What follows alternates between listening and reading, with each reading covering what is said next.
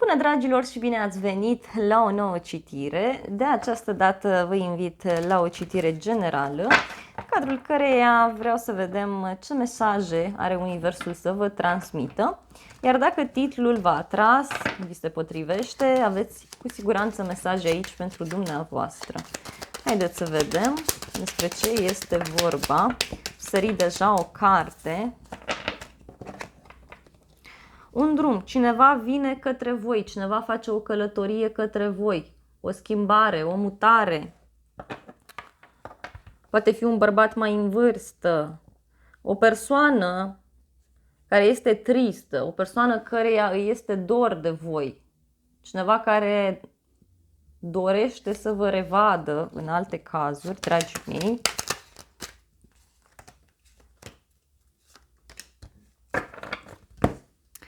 O persoană care nu reușește să călătorească, o persoană care este la distanță, mai văd aici, față de voi, și căreia nu prea îi convine faptul că nu mai comunicați sau ați avut o discuție care nu prea i-a plăcut în alte cazuri. De asemenea, văd aici o discuție cu o femeie mai în vârstă pe care o puteți avea și care v-ar putea clarifica această situație. Alții parcă sunteți foarte mult prinși aici pe zona locului de muncă. Foarte prinși sunteți și din acest motiv aveți tot felul de discuții în contradictoriu, ca să spun așa. Unii văd că reușiți să puneți capăt la ceva anume. Reușiți să finalizați o anumită situație. E ca și cum voi veți afla niște secrete foarte, foarte importante. Eu așa simt din cărți.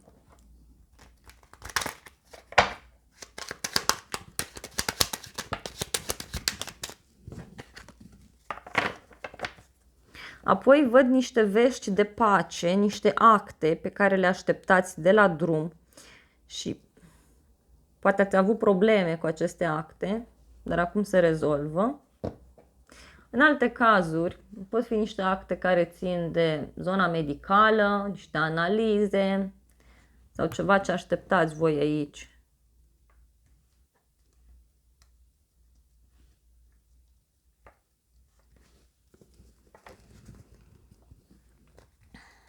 Încercați să fiți atenți pe banii voștri, pentru că este cineva care vă gândește, cineva care își dorește, să spun așa, chiar planul acesta material. Însă mai văd aici o persoană care este ușor geloasă pe situația dumneavoastră financiară. Poate e bine să fiți puțin atenți, dragilor, în alte cazuri.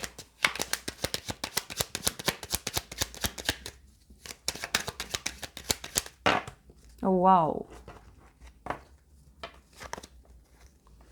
Ia uitați că aveți parte de o întâlnire, vă vine cineva în vizită sau voi faceți un drum către cineva în alte cazuri. Vă întâlniți sau aici ați fost, ați rezolvat ceva cu niște acte, ați avut o supărare. Acum văd că sunteți ușor mai tensionați, dar sunteți în așteptare. Dacă sunteți femeie, vă văd foarte matură, vă văd foarte asumată. Probabil aveți o suferință veche aici sau o boală cronică, da? Ceva de genul acesta. Ia uitați ce întâlnire frumoasă aveți voi aici. Cineva vine către voi, cineva vine în vizită, dragii mei. Cineva vine și vă dă veste. Vă caută. Este cineva care se gândește aici la voi, se gândește să vă spună ceva, e o persoană care are vorbele dumneavoastră în minte, cineva care vă trimite mesaje și care, nu știu, ori nu vă răspunde, ori dumneavoastră îi trimiteți mesaje și el nu vă răspunde sau ea nu vă răspunde. Aici văd niște vești care apar și care nu vă plac, da? Care țin de străinătate, de internet, nu știu, niște vești care țin de o distanță. Poate ați primit niște vești de la distanță și nu v-au plăcut. Ceva ce ține de un alt oraș, o altă țară, știu eu.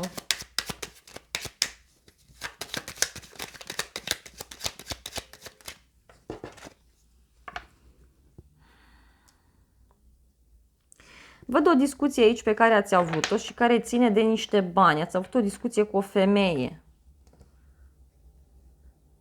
Are legătură cu niște bani pe care i-ați primit cadou sau pe care urmează să-i primiți. Totuși e o persoană care e puțin invidioasă, așa, puțin geloasă, v-am spus eu, pe situația voastră financiară.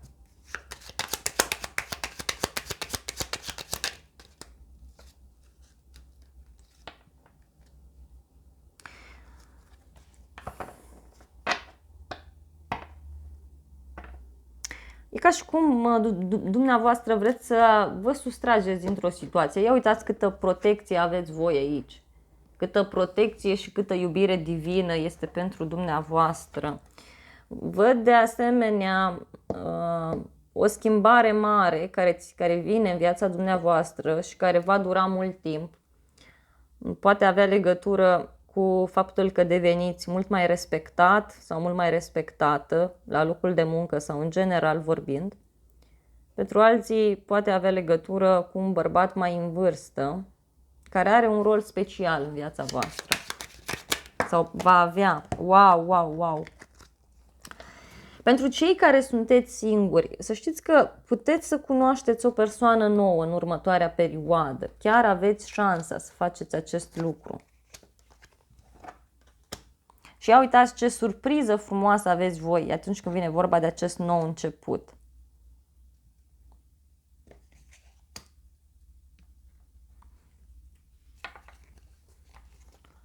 Este cineva căruia este dor de voi, mai ales dacă sunteți femeie.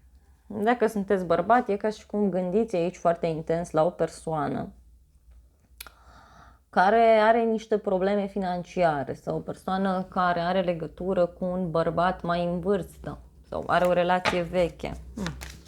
Ia să vedem noi exact aici. A sărit o carte. Acest bărbat are un rol foarte important, mai ales dacă sunteți femeie. Este o persoană sfântă, o persoană care este supărată, care a suferit mult din dragoste sau care suferă după această despărțire. Wow! Cineva vine cu dragoste către voi, cineva este la drum de voi, deci la depărtare, poate fi în același oraș, poate fi în altă țară, în alt oraș, dar poartă multă dragoste această persoană în minte și își dorește mult să se întâlnească, da, cu voi, să facă un drum, o schimbare, să vină către voi, să stea cu voi. Aici văd o persoană care stă și suferă, o persoană care vă este prietenă sau prieten.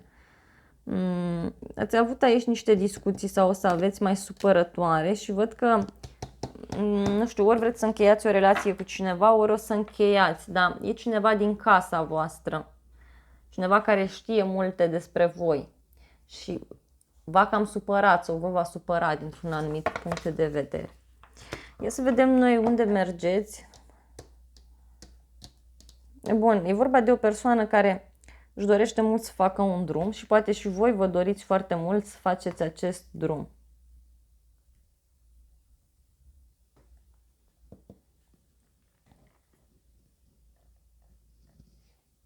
E vorba de o întâlnire aici pe care o aveți. Parcă e cineva care vrea să vină către voi. Sau dacă sunteți bărbat, voi vreți să faceți un drum.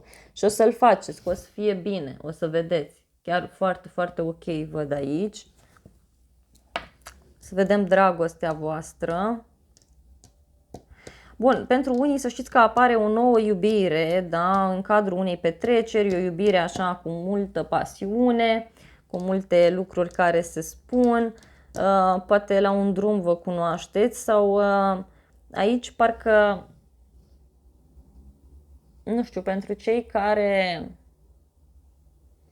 așteptați un copil, nu văd neapărat acum, da, să fie.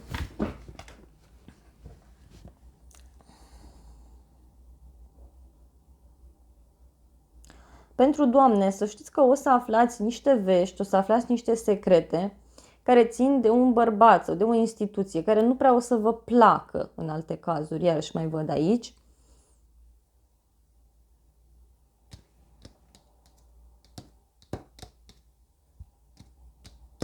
Da, e cineva care lucrează cu actele și cineva care știe multe despre voi și vouă nu prea vă place, pentru că această persoană pur și simplu se gândește foarte, foarte mult la voi. Și parcă nu prea îi convine, da, situația în care sunteți. Vă văd protejați, e adevărat, apare o senzație de ceartă, o senzație, auziți de o ceartă, de o pierdere undeva, dar la distanță de voi, nu vă afectează în mod direct, e în spatele vostru, voi nu vă uitați spre așa ceva, voi vă uitați spre lumină, spre lucruri pozitive, frumoase, treceți printr-o transformare mare, printr-un nou început, la locul de muncă sau într-o relație veche, de ce nu, dar e ca un cadou divin pe care îl aveți, ca ceva cu totul și cu totul special. Foarte interesant, dragii mei. Voi lua și câteva mesaje de aici. Acestea sunt. Aveți mesajul ghidare divină, exact ce vă spuneam și mai devreme, că voi aveți o protecție aparte aici. Chiar aveți o protecție cu totul și cu totul specială. Apoi aveți cuvântul jos, deci poate e bine să vă uitați puțin în jos, să vedeți că sunt persoane care au mai puține bucurii decât voi și vedeți și aveți mesajul profund, da? Bine, mă rog, e bine să vedeți lucrurile profund.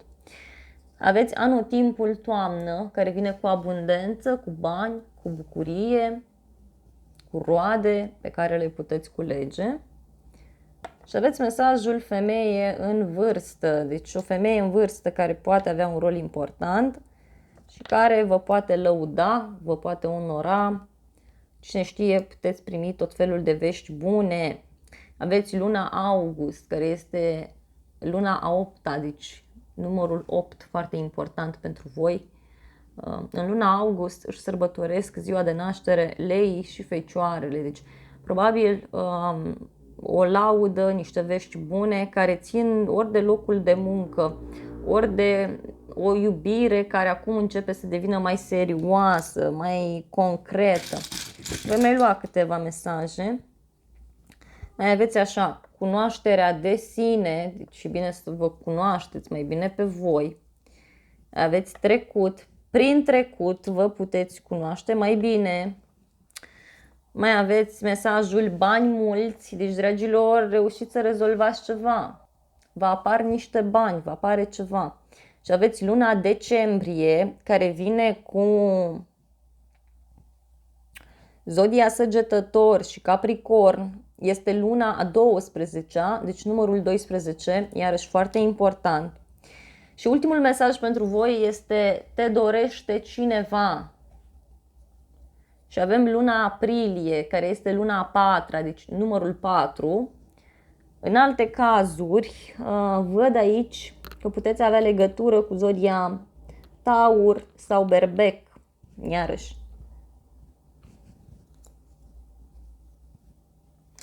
Și, dragilor, pentru voi lucrurile încep să se clarifice, da? Poate ceva ce a început în decembrie, abia acum se poate clarifica, abia acum primiți vestea cea mare. Aceasta a fost citirea voastră de această dată. Eu vă mulțumesc frumos pentru vizionare. Apăsați butonul de like dacă v-a plăcut. Puteți să vă abonați canalului, este absolut gratuit pentru toată lumea. Apăsați clopoțelul pentru a fi la curent de fiecare dată cu citirile care apar pe acest canal. Dragilor, vă mulțumesc încă o dată, vă iubesc și să ne revedem cu bine și la alte citiri.